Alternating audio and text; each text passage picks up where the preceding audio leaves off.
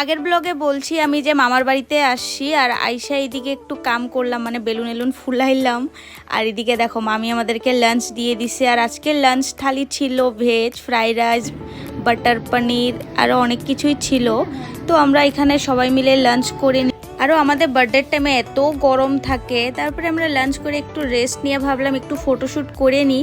আর আমি ঘরের থেকে তো জিন্স প্যান্ট পরে আসছিলাম, এখানে এসে আমার বুনুর ড্রেস পরে নিলাম, আরও দুজনে মিলে অনেক ফটোশ্যুট করলাম। তারপরে এখান থেকে বাইর হয়ে আমি সিধা চলে গেলাম বাড়িতে, ওইটা ভিডিও করা হয় নাই। তারপরে বিকালে চলে গেলাম সুরজের সাথে দেখা করতে, ও আমাকে ডাকছিল।